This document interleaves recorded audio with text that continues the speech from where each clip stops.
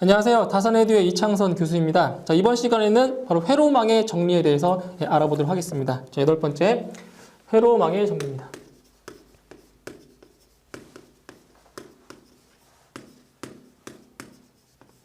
자, 그래서 그 회로망의 정리라고 하는 거는 우리가 이제 회로를 볼 때 가장 복잡한 회로 문제를 풀 때 이것을 가장 간단하게 변형해서 자, 그 회로를 해석한다는 뜻이에요. 해석을. 그러니까 회로망의 정리라고 하는 것은 복잡한 회로를 어떻게 간단하게 바꿔주는 그러한 정리에 대해서, 원리에 대해서 이번 시간에 공부를 해보자고 합니다. 자, 그러면 그 회로망의 정리를 하기 전에 먼저 그 정전화번과 정전류원에 대해서 먼저 알아볼 텐데, 자, 첫 번째로, 자, 정전화번과 정전류원입니다. 정전류원. 그러니까 여기서 이 정자는 뭐 정전화번과 자, 정전류원인데 여기서 이 정이 의미하는 거는 일정하다는 거예요. 전화번. 그러니까 전압을 이제 공급해 주는데 그 공급해 주는 전압이 어떻다? 일정하다. 자, 정전류원. 이 정자가 뭐냐면 전류원인데 전류를 공급해 주는데 그 공급해 주는 전류가 뭐하다? 일정하다. 그래서 바로 정전화번, 정전류원이라고 이렇게 얘기를 해 줍니다. 자, 먼저 일단 선형 회로망 먼저 볼게요. 선형 회로망.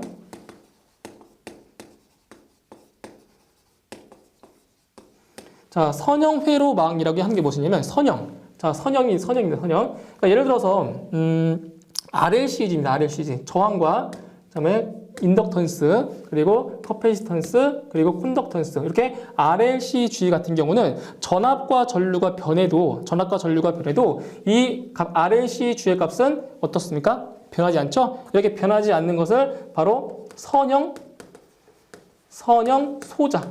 그러니까 전압과 전류가 변해도 이 RLCG의 값은 뭐한다? 변하지 않습니다. 그것을 이제 선형 소자라고 하는데 그때 이 선형 소자로 이루어진 회로가 뭐다? 그게 바로 선형 회로망이라고 하는 겁니다. 선형 회로망. 아시겠죠? 선형 회로망이라는 게. 자, 두 번째. 이제 바로 정전화번입니다. 정전화번. 자, 여기 회로를 하나 그려서 설명을 드릴 텐데 자, 이런 거예요. 자, 여기에 자, 전화번이 이렇게 부위가 있고 여기에 내부 저항이 있겠죠? 전화번에 내부 저항이 있고 자, 그리고 여기 부하 저항. 이렇게 부하 저항이 이렇게 있습니다. 자, 여기 내부 저항, 여기가 부하 저항, 여기에 정전화번이 이렇게 인가가 됐을 때 자, 어떻게 보시냐면은 정전화번 이렇게 할게요. 정전화번 이렇게. 자, 정전화번 좀 있을 때 만약에 이 전화번에 100V를 자, 인가를 하고 그때 이 전화번의 내부 저항을 여기를 자, 1옴으로 1옴 그리고 부하 저항을 여기를 자, 99옴이라고 한다면 자, 보세요. 자, 전압을 100V를 인가를 했을 때 지금 보시면 여기 내부 저항에는 여기에는 1V가 걸릴 거고 그리고 외부 저항에는 여기는 99V가 걸리겠죠. 그래서 합해서 두 개를 합쳐서 총 100V가 나와야 되니까요. 그죠? 그런데 정전화번이라고 하는 것은 그러니까 이상적인 정전화번이라고 한다면 이 100V를 인가했을 때 그 부하에 100V가 다 걸리는 게 이상적인 거죠. 이상적인 것. 그러면 이 내부 저항의 저항값이 0이다라고 하면 이 내부 저항에는 전압이 하나도 안 걸리겠죠, 그죠? 여기에 안 걸리고 이쪽 부하 저항 쪽에 100V가 다 걸리겠죠. 자, 그래서 알 수 있는 게 뭐냐면 이상적인 정전화번이라고 한다면 자, 뭐가 바로 내부 저항이 얼마다? 바로 0이라는 겁니다. 0. 그죠? 내부 저항이 얼마다? 0이다라는 거. 이게 바로 이상적인 정전화번에서 내부 저항이 얼마다? 0이다, 0. 자, 그럼 교재 내용 한번 읽어볼게요. 부하에 흐르는 전류 크기와 관계없이 항상 전화번의 기전력과 같은 전압을 부하에 일정하게 공급하게 하는 기능을 가진 전원으로 이상적인 전화번은 내부 저항이 적을수록 좋다. 그죠? 그 내부 저항이 0일수록 이상적인 정전화번이라는 거예요. 내부 저항이 얼마? 0인 것. 그래서 우리가 회로망을 해석할 때 이 정전화번 같은 경우는 어떻게 해주냐? 지금 내부 저항이 0이라고 하는 것은 저항이 0이다. 저항이 0이면 어때요? 전류가 흐르는 것을 방해하지 못하잖아요. 그죠? 그렇기 때문에 이런 경우에는 바로 정전화번은 회로망을 해석할 때 정전화번은 바로 단락을 시켜주는 겁니다. 회로망을 해석할 때 이 정전화번은 뭐한다? 바로 단락을 시킨다. 왜? 내부 저항이 0이라고 하는 것은 어때요? 전류의 흐름을 방해하는 성분이 하나도 없는 거예요. 그럼 전류가 쭉 흐른다는 거잖아요. 그죠? 그러니까 이렇게 만약에 이게 정전화번이라고 하면 여기를 단락 쭉 하나의 선으로 연결을 해주라는 거예요. 왜? 저항 성분이 없기 때문에. 아시겠죠? 그러니까 회로망 해석할 때 정전화번은 뭐한다? 반드시 단락시킨다. 하나의 선으로 연결해라. 이렇게 기억을 해두시면 되고, 그 다음에 정전류원. 자, 정전류원은 뭐냐? 정전류원은 또 회로를 하나 그려볼게요. 회로원을. 자, 이런 식으로. 자, 전류원이 있고, 이 전류원에 이렇게 병렬로 내부 저항이 이렇게 있습니다. 내부 저항이 이런 식으로 부하 저항이 있고, 자, 이렇게 볼게요. 자, 지금 이 전류원에서 자, 100A의 자, 전류가 흐른다고 했을 때 이 내부 저항이 여기가 만약에 99옴이고 내부 저항이 99옴이고 이 부하 저항이 자, 1옴이라고 한다면 이 전류가 100A라는 전류가 분배해서 들어가겠죠. 그죠? 아무래도 저항이 적은 쪽으로 전류가 더 많이 흐르잖아요. 그죠? 저항이 적은 쪽으로. 그렇게 돼 버리면 여기 1옴에 흐르는 전류는 여기는 99A가 흐를 거고, 그리고 99옴에 흐르는 전류는 여기에는 자 1A가 흐르겠죠. 1A가. 그런데 이상적인 전류원이라고 한다면 100A를 인가했잖아요. 100A를 흘렸을 때 이 부하에 100A가 전부 다 흘러야 되는 거예요. 그렇다면은 이 내부 저항에 전류가 흐르면 안 되잖아요. 여기에 전류가 흐르지 않고 전부 다 부하 쪽으로 흐르게 하려면 이 내부 저항의 값이 뭐 할수록 크면 클수록 좋다라는 거죠. 그래서 이상적인 정전류원은 자, 바로 내부 저항이 얼마면 좋다? 크면 클수록 좋다라는 거예요. 얼마? 무한대. 그러니까 이 내부 저항이 여기가 무한대로 돼버리면 전류가 일로 흐르지 않겠죠. 그죠? 전류가 흐르지 않습니다. 거의 부하 쪽으로 흐르기 때문에 아주 이상적인 전류원이라고 할 수가 있는 거죠. 이상적인. 그러니까 실제적으로는 그렇지 않지만 이상적인, 말 그대로 이상적인 거, 이상. 그죠? 이상적으로. 자, 그래서 이때는 회로망을 해석할 때 이 전류원 같은 경우는 어떻게 하냐? 전류원 같은 경우는 우리 회로망을 해석할 때, 자, 전화번 같은 경우는, 그죠? 단락했죠? 하나의 선으로 연결했죠? 그런데 전류원 같은 경우는 어떻게 하냐? 개방시킵니다. 개방, 오픈. 자, 오픈시킨다는 거예요. 오픈이라는 게 뭐예요? 개방한다는 거는 선을 끊는 거예요, 끊어. 그래서 이 부분을 아예 끊어버리는 거죠, 이렇게. 여기를 끊어가지고 전류가 흐르지 못하게. 그러니까 저항이 크다는 거는 전류가 못 흐른다는 거죠. 전류가 흐르지 못한다는 얘기는 이 끊어져가지고 전류가 흐르지 못한다. 이런 뜻이에요. 그래서 정전화번은 뭐한다? 단락. 그리고 전류원은 뭐한다? 전류원은 개방시킨다. 끊어버린다. 이렇게 회로망 해석할 때 이걸 이용해 주시는 거예요. 그래서 이걸 먼저 설명을 해드린 거예요. 회로망 해석하기 전에. 자, 그럼 이번에 이제 본격적으로 자, 회로망을 해석하는 이제 원리에 대해서, 정리에 대해서 알아보겠습니다. 자, 첫 번째로 나오는 게 뭐냐면, 중첩의 원리입니다. 자, 중첩의 원리죠. 이 시험에 나온다고 치면, 우리 소방전기에서 시험에 나온다고 하면, 바로 이 중첩의 원리가 나올 가능성이 가장 높습니다. 나머지 세 가지도 있지만, 그 세 가지는 거의 나올 가능성은 없고, 나오게 된다면, 이 중첩의 원리가 아마 나올 가능성이 거의 99%입니다. 거의 99%. 자, 그럼 중첩의 원리라는 게 뭐냐면, 자, 전화번이나 전류원이 여러 개 있을 때, 그러니까 하나만 있는 게 아니라 어떤 하나의 회로에 전화번과 전류원이 여러 개 있을 때, 회로망을 해석하는 방법이 그게 바로 이제 중첩의 원리라는 겁니다. 중첩의 원리. 자, 이거는 이제 말로 설명해 드리는 것보다 제가 회로를 하나 그려서 설명드리는 게 더 이해가 좀 빠를 것 같아요. 회로 하나 그려볼게요. 이쪽에. 자, 만약에 전압이 있고, 이렇게 전압이 있고, 자, 이런 식으로, 자, 저항이 있습니다. 저항이. 그리고 이쪽에 이제 전류원.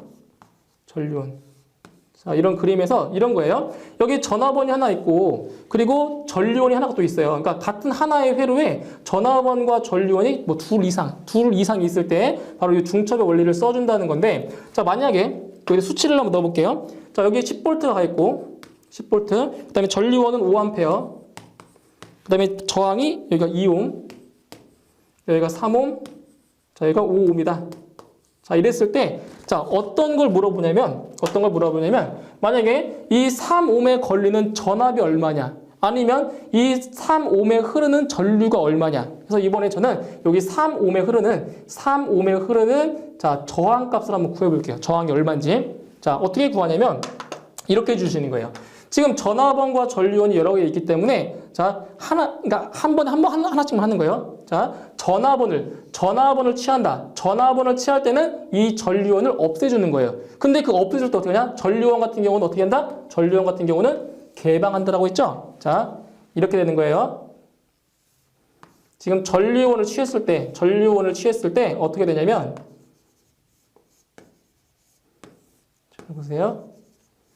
자, 전류원 같은 경우 어떻게 한다? 전류원은 개방한다. 오픈한다. 그러니까 여기를 딱 끊어버리는 거죠. 이렇게 끊어버리는 거예요. 자, 여기 10V가 가 있고, 여기 지금 2옴이 있고, 그죠? 2옴이 있고, 여기 3옴이 있죠? 그리고 여기 5옴이 있죠. 자, 그렇다면은 이 10V, 이 전압에 의해서 전류가 이쪽으로 흘러야 안 흘러요? 전류가 이쪽으로 흐르지 않죠, 그죠? 왜냐면 전류가 여기 끊어져 있으니까 전류는 일로 안 흐른단 말이에요. 그러면 이 10V에 의한 전류는 어디에만 이렇게 전류가 흐른다라는 거죠. 그죠? 전류가. 자, 그렇다면 지금 이제 이 회로만 보시면 돼요. 여기는 이제 안 보셔도 돼요. 무시하고. 자, 10V가 가 있고 지금 전체 저항이 여기는 2옴, 여기는 3옴. 자, 직렬이죠, 그죠? 그럼 합성 저항은 2 더하기 3이니까 5옴. 그렇다면 여기에 흐르는 전류는 얼마다? 10 나누기 5니까 2A.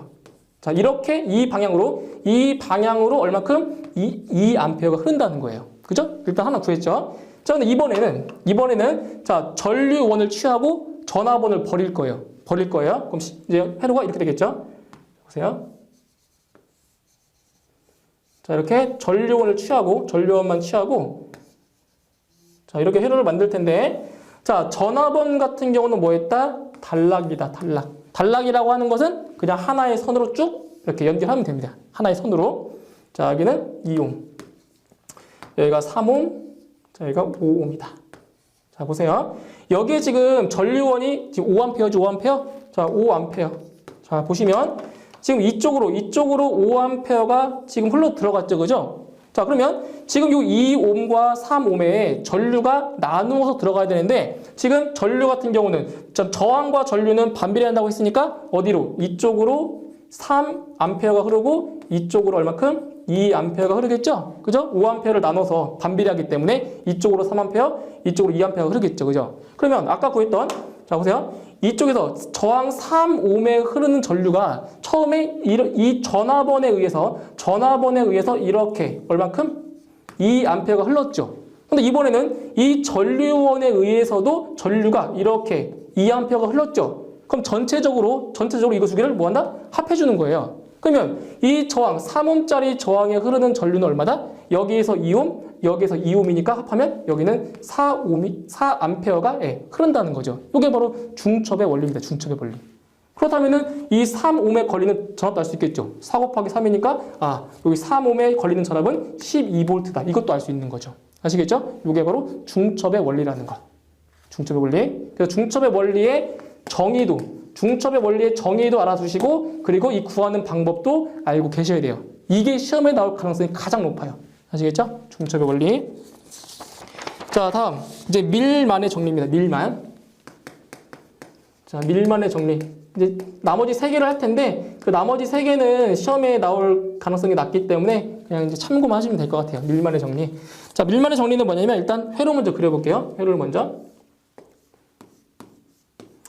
자, 이런 식으로, 자, 저기 전화번. 자, 전화번이 있습니다. 내부 저항을 갖고 있는 여기에, 자, 전화번이 이런 식으로 어떻게 병렬로, 자, 내부 저항, 내부 임피던스를 가지고 있는 이러한 전화번이 이렇게 병렬로 연결되어 있을 때, 자, 몇 개만 그릴게요. 자, 이런 식으로. 자, 딱 3개만 그릴게요. 3개만. 더 있을 수도 있지만 딱 3개만 그려놓고 자, 이런 식으로. 자, 내부 임피던스를 가지고 있는 전화번이 병렬로 연결되어 있을 때 그때 여기가 AB라고 할게요. AB. 그때 단자 AB 단자 사이에 걸리는 AB 사이에 걸리는 자, 전압을 구할 때 요 전압을 구할 때 바로 요 밀만의 정리를 이용해 주는 겁니다. 자, 어떻게 해 주시냐면 자, 이제 공식을 좀 기억해 주세요. 공식을. 나오면 공식이 나오니까. 자, VAB는 뭐냐? AB 사이에 걸리는 전압은 자, 전압은 얼마였어요? 전류 곱하기 임피던스죠? 그죠? 전류 곱하기 얼마다? 임피던스다. 임피던스. 그런데 여기서 임피던스라고 하는 거는 어드미턴스의 역수잖아요. 그죠? 어드미턴스의 역수. 여기는 Y분의 자, I다. 이렇게 쓸 수가 있다라는 거예요. Y분의 I. 그죠? 어차피 임피던스나 어드미턴스는 역수 관계에 있으니까. 자, 이제 어떻게 보시냐면은 지금 여기서 굳이 임피던스를 안 쓰고 어드미턴스를 쓴 이유가 뭘까요? 바로 이 회로가 병렬로 연결되어 있기 때문에 이 어드미턴스를 쓴 거죠. 그죠? 병렬 회로는 어드미턴스가 더 편하니까요. 그죠? 자, 그때 분자에 들어가는 게 뭐냐? 분자에 들어가는 거는 바로 자, 전류죠, 전류. 어떤 전류냐? 여기 흐르는 전류 있죠. 각각 전압원에서부터 흐르는 전류 있죠. 그 전류를 다 합해주는 거예요. 즉, 여기에 흐르는 전류는 얼마예요? 전류는 Z1분의 2원 되겠죠? 자, Z1분의 2원. 그 다음에 여기에 흐르는 전류는 Z2분의 2,2가 되겠죠. 그죠? Z2분의 2,2. 그 다음에 여기에 흐르는 전류는 Z3분의 2,3가 되겠죠. Z3분의 자, E3다. 이런 게 들어간 거예요. 만약에 하나가 더 있다. 하나 더 있으면 또 하나 더 쓰시면 돼요. 플러스해서. 그죠? 쭉쭉 이어가서. 그 다음에 여기는 Y죠. 어드미턴스. 어드미턴스는 임피던스의 뭐다? 임피던스의 역수다라고 했죠? 그러니까 여기 들어가는 거는 Z1분의 1이다. Z2분의 1이다. Z3분의 1이다. 이게 들어가는 거예요. 하나가 더 있다 치면 Z4분의 1이다. 이렇게 해주시는 거예요.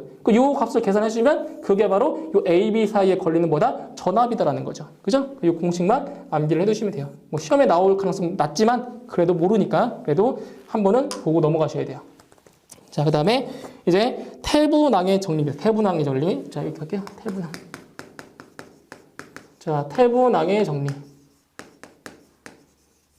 자, 일단 태분항의 정리라는 거는 간단히 설명드리면 바로 전압원과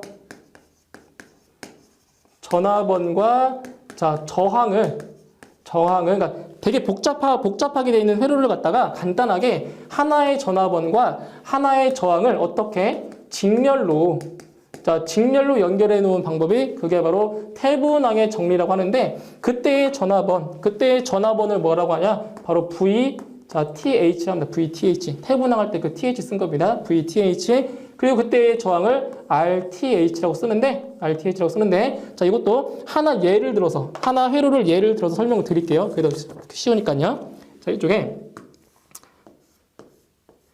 자, 전압이 있고, 여기에 저항이 이렇게 있어요.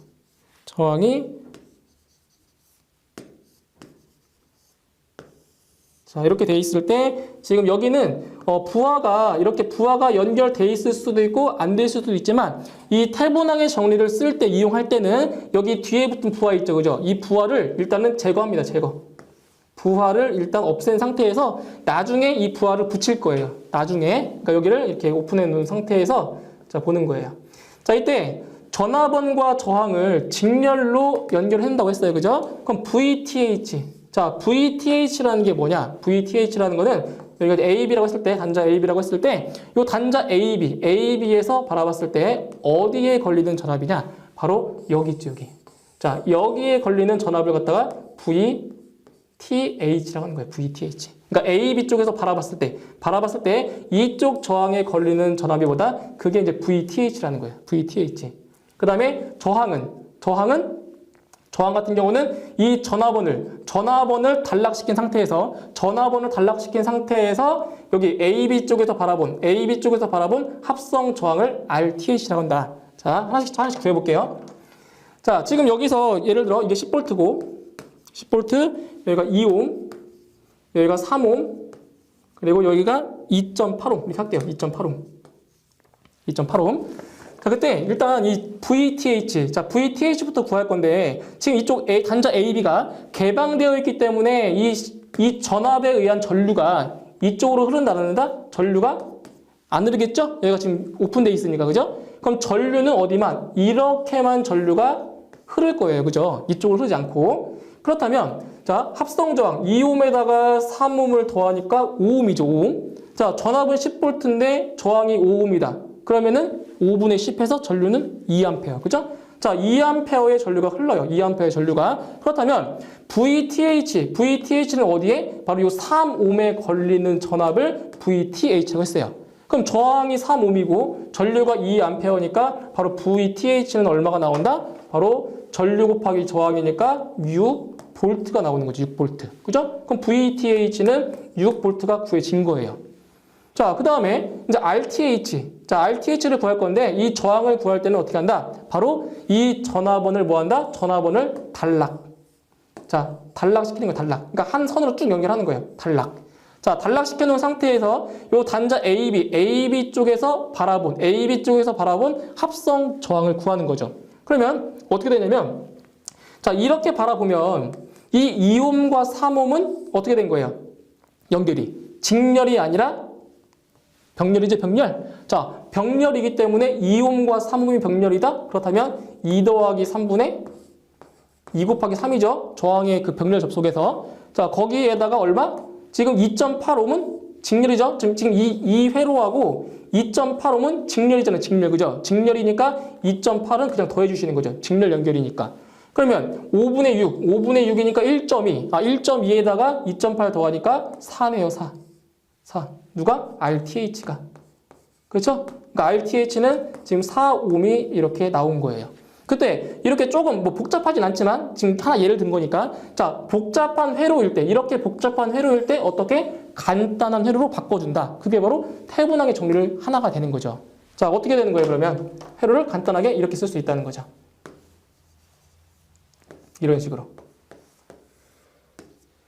여기가 얼마? 6V. 여기가 4옴.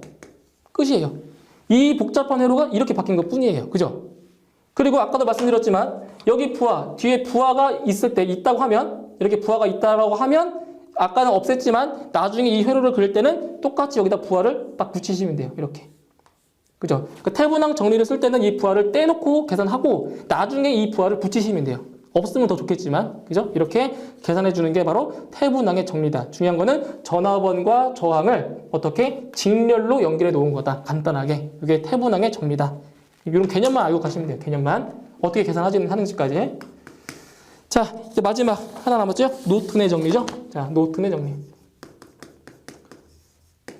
자, 노튼의 정리는 아까 했었던 태분항의 정리랑 어떻게 보면 상대적인, 자, 상대적인 정리라고 보시면 돼요. 상대적이다. 자, 무슨 말이냐면 태분항의 정리 같은 경우는 전압원과 저항을 직렬로 연결했죠. 그죠? 자, 그러면 상대적이라고 하는 것은 자, 노튼의 정리는 자, 전압원과 상대적인 게 뭐예요? 전압원과 상대적인 게 전류원이죠? 전류원. 자, 전류원과 이게 저항은 똑같아요. 전류원과 저항을 자, 지금 태분항의 정리는 직렬이죠. 직렬. 그 상대적인 게 뭐예요? 직렬의 상대적인 게 병렬이죠? 그러니까 전류원과 저항을 어떻게 병렬로, 자, 병렬로 접속해 놓은 게 뭐다? 그게 노튼의 정리라는 거예요. 그러니까 태분항의 정리와 노튼의 정리는 서로 상대적인 개념이다. 상대적인 거다. 쌍대적 관계다라고 할 수가 있어요. 자, 이것도 하나 예를 들어서 설명을 드릴게요. 회로를 하나 그려서. 자, 이거 간단하게 설명을 드리면, 자, 이렇게 회로가 있을 때,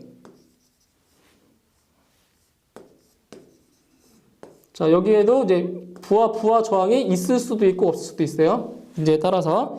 자, 이렇게 되는 거예요. 태분항의 정리에 구했던 것처럼 이쪽 그 끝에 있는 부하 있죠. 끝에 있는 부하를 일단 떼놓으세요. 바깥으로. 자, 빼는 상태에서 자, 뭐를 구하냐면 지금 전류원. 자, 전류원이 나와야 되기 때문에 이렇게 해주시면 돼요. 자, 그 전류원 구할 때 그 단락전류인데 단락전류. 자, IS를 구할 건데 그 IS가 뭐냐면 바로 이 전압원. 이 전압원을 어떻게 한다? 전압원을 단락시킨 상태.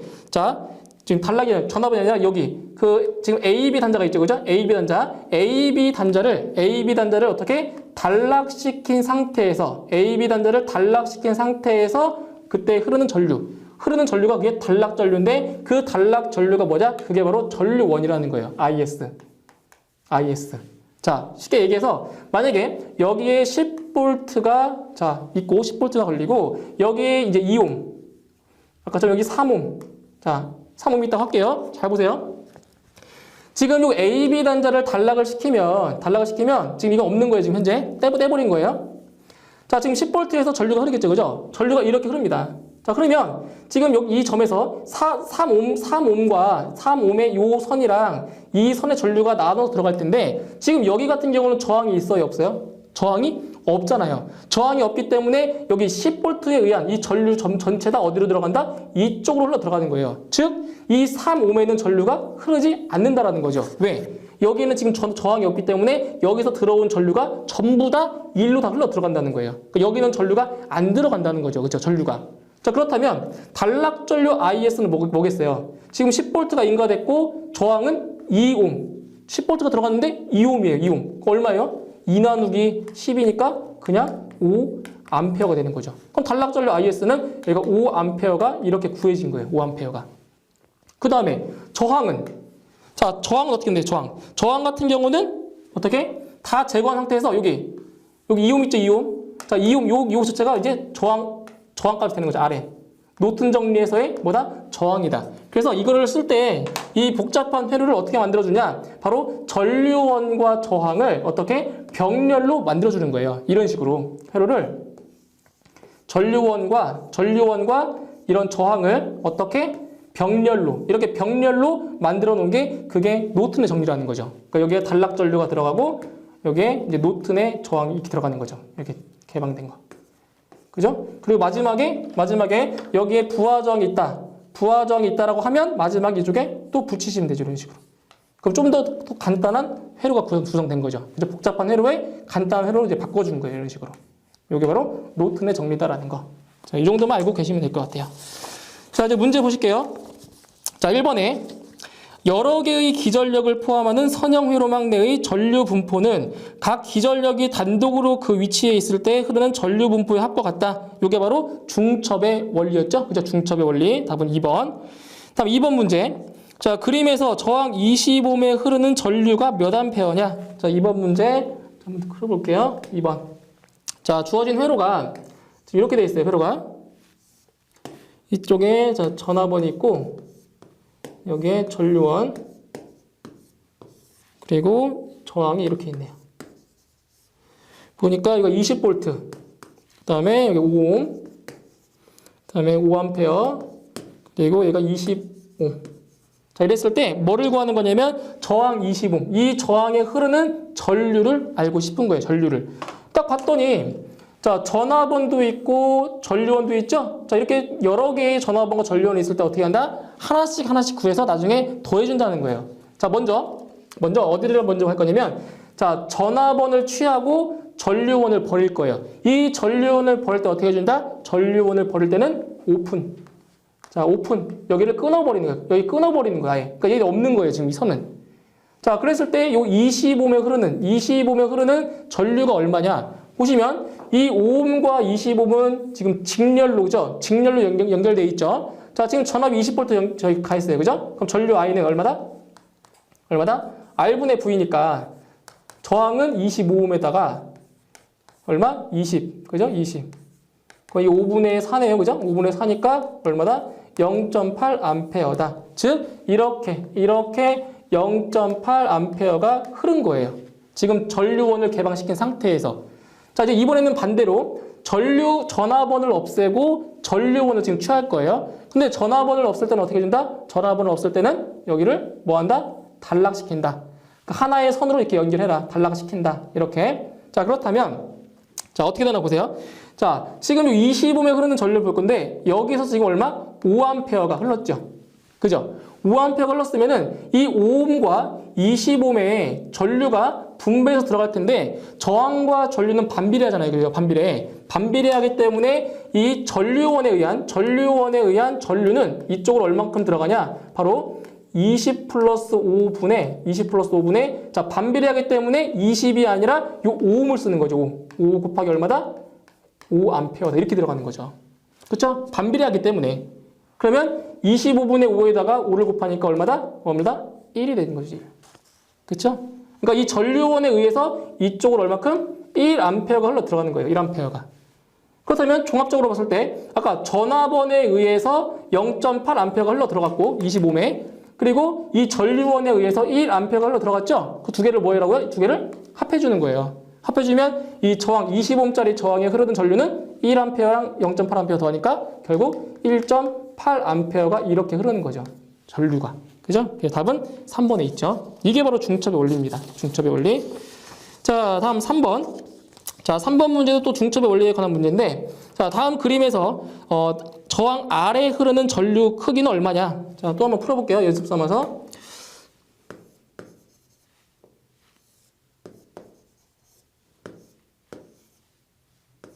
자, 여기 전류원이 이렇게 있고, 이쪽에 자, 전압원이 이렇게 있어요. 전압원이. 자, 여기 10V, 여기가 저항 R, 여기가 2옴, 그 다음에 여기가 2A. 그러니까 저항이 지금 5옴이라고 문제 나왔죠? 5옴. 자, 그랬을 때 이 저항에 흐르는 자, 전류를 지금 물어본 거예요. 자, 제일 먼저 뭐 하냐면 이번에 자, 전류원을 취하고 전압원을 버릴게요. 근데 전압원을 버릴 때는 어떻게 해준다? 전압원을 버릴 때는 단락시킨다. 자, 단락시켰어요. 이렇게. 그러면 지금 전류원에서 2A의 전류가 흘렀죠? 2A가 이렇게 흘러 들어가는데 자, 이 저항과 이쪽 라인을 보세요. 어디로 전류가 흘러 들어가겠어요? 어디로? 지금 이 선로에는 저항이 없기 때문에 이 전류가 전부 다 어디로 들어간다? 이쪽 선으로 들어간다는 거죠. 왜? 저항이 없기 때문에. 그렇다면 이 저항에 흐르는 전류는 있다 없다? 전류는 없다라는 거예요. 누구에 의해서? 이 전류원에 의해서 흐르는 전류는 없다. 전부 다 어디로 들어간다? 이게 단락됐기 때문에 전류가 일로 다 흘러 들어간다는 거예요. 그럼 0A예요. 없어요. 자, 이제 이번에는 반대로 전압원을 취하고 전류원을 버릴 거예요. 그럼 전류원을 버릴 때 어떻게 한다? 그죠? 개방. 끊어지는 거예요. 선로가 끊어지는 거예요. 자, 그렇다면 이 10V에 의한 전류는 지금 이쪽으로는 전류가 흘러 안 흘러요? 전류가 절대 안 흐르겠죠. 왜? 여기 끊어졌기 때문에. 그렇다면 바로 5옴, 저항이 5옴이고 전압이 10V니까 이렇게 흐르는 전류는 얼마다? 5분의 10 해서 2A가 흐르는 거죠. 다시 전류원에 의해서 흐르는 전류는 0A예요. 그런데 전압원에 의해서 흐르는 전류는 얼마다? 2A이다. 그럼 두 개 합치시면 얼마? 2A. 그러면 저항 아래 흐르는 전류는 얼마다? 2A가 된다는 거예요. 0 플러스 2니까. 그죠? 그럼 답은 2번에 있죠. 자, 다음 4번. 자, 태분항의 정리를 써서 그림 A의 회로를 그림 B와 같은 등가 회로로 만들고자 한다. 그때 E와 R의 값을 구하면. 자, 4번 문제 볼게요. 태분항의 정리를 물어본 건데, 자, 간단해요. 계산하는 거는. 자, 보세요.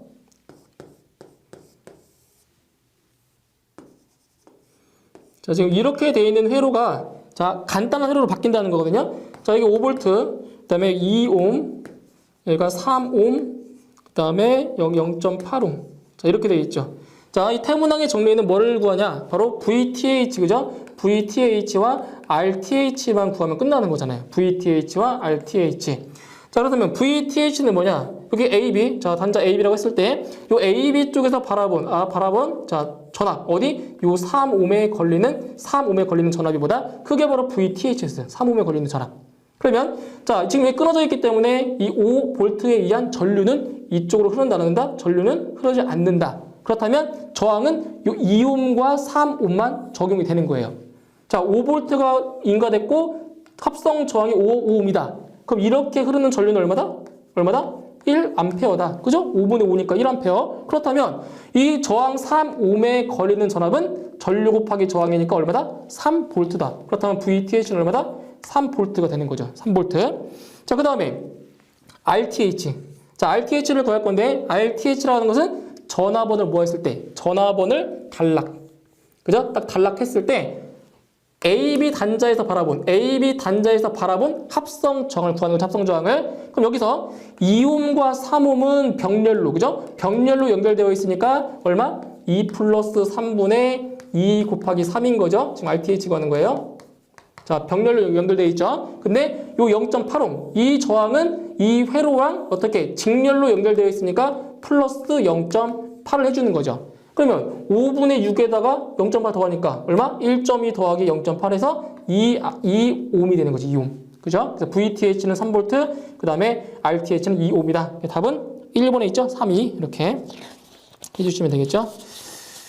자, 그 다음에 5번 문제. 자, 5번 문제. 자, 다음 그림의 회로에서 AB의 등가 회로가 되기 위한 전류원과 임피던스는 얼마냐? 자, 이 문제는 바로 노튼의 정리를 물어본 거네요. 노튼의 정리. 자, 이게 회로망을 해석하는 거기 때문에 조금 복잡할 수도 있어요. 회로망 해석하는 거기 때문에. 그렇지만 그 시험에 나오는 그 빈도는 높지 않다라는 거. 그죠? 그것만 좀 알고 계세요. 자, 5번.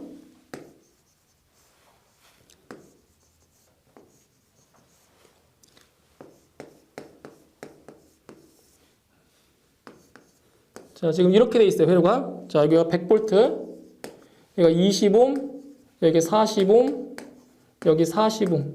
자, 이렇게 되어 있죠? 그때 이 회로를 어떻게 바꿀 거냐? 등가 회로를 어떻게 바꾸냐면 바로 노튼의 정리라는 거는 전류원과 저항을 병렬로 연결해 놓은 거라고 했죠? 그죠?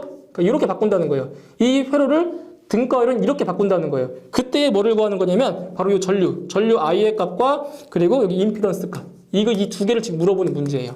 자, 먼저 지금 이건 단락전류는 뭐냐? 바로 여기 AB 단자를 어떻게 한다? 단락. 자, 단락시킨 상태에서의 뭐를 구한다? 바로 단락 전류를 구하라는 거예요. 자, 그럼 100V, 이 인가된 100V에 의해서 전류가 이렇게 흘러나가겠죠. 그죠? 흘러나가는데 지금 이 단락시켰어요. 단락시켰다는 얘기는 이쪽에 저항 성분이 전혀 없잖아요. 그죠? 저항 성분이 전혀 없기 때문에 이 40옴과 40옴에는 전류가 절대로 흘러들어갈 수가 없죠. 왜? 여기 저항이 없으니까 일로 다 흘러 들어가겠죠. 이쪽으로. 그럼 얘는 없는 거예요. 이 저항이. 자, 그렇다면 단락전류는 얼마가 되는 거예요? 단락전류는. 지금 저항은 두 개 없어졌으니까 20옴. 그죠? 20분의 100V 해서 단락전류 얼마다? 5A다. 즉 여기에 전류원에 들어가는 게 5A라는 거예요. 5A. 자, 그 다음에 이번에는 뭐를 구하는 거냐면 임피던스. 자, 임피던스를 구할 건데 자, 이쪽에 이 단자에서 바라본 전체 합성 저항을 구하시면 돼요. 합성 저항을. 자, 어떻게 보시냐면 일단 이거 단락시켜놓고 이 40옴과 40옴이 병렬이죠. 병렬. 자, 병렬이기 때문에 40과 40의 병렬이다? 어떻게 해요? 40 나누기 얼마? 2죠? 같은 저항이니까. 그러면 이 40옴과 40옴의 합성 저항은 얼마다? 합성 저항은 얼마다? 20옴이다. 20옴. 그죠? 20옴. 그리고 여기에 있는 20옴과 여기 있는 20옴도 또 병렬이죠. 그러니까 똑같은 저항 20인데 똑같은 게 두 개 있으니까 이로 나눴죠. 얼마? 10옴. 아, 여기 전체 합성 저항은 얼마다? 10옴이구나. 그래서 여기 임피던스에 뭐가 들어간다? 여기에 10옴이 들어가는 거예요. 이렇게. 합성 저항 구하시면 돼요. 합성 저항. 그죠? 답은 1번에 있죠. 5A와 10옴. 1번.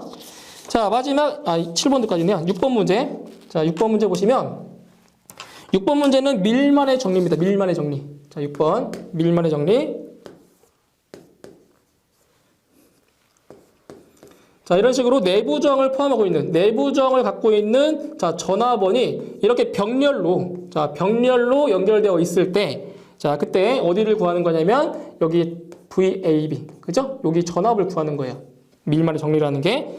자, 여기 2옴. 그다음에 여기 2V. 그다음에 여기가 5옴. 그리고 여기가 자 10V다. 자, 그때 이 공식만 기억하시라고 했어요. 공식만. 자, VAB는 얼마였어요? 자, Z분의 1분의 1 더하기 Z2분의 1이죠? 저항이 두 개밖에 없으니까. 그거 분의 얼마다? 지금 얼마야? 2분의 2.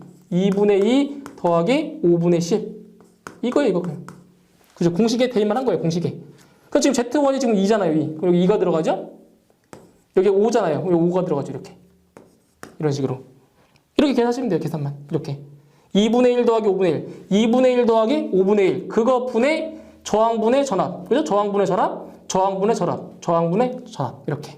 그럼 계산해 주시면 이 값이 약 4.3V가 돼요. 4.3V. 답은 몇 번? 예, 2번에 있는 거죠. 2번. 자, 마지막 7번. 자, 이상적인 전화번 및 전류원에 대한 설명이 옳은 것은, 자, 이상적인 전화번은 내부 저항이 얼마다? 이상적인 전화번은 내부 저항이 0이다. 그리고 이상적인 전류원은 내부 저항이 얼마다? 무한대다. 엄청 크다. 답은 2번에 있네요. 전화번의 내부 저항은 0이고 전류원은 무한대이다. 답은 2번이 되겠네요. 자, 이렇게 해서 이번 시간에 회로망의 정리, 회로망의 해석에 대해서 알아보았고, 저 다음 시간에 다시 뵙도록 하겠습니다. 수고하셨습니다.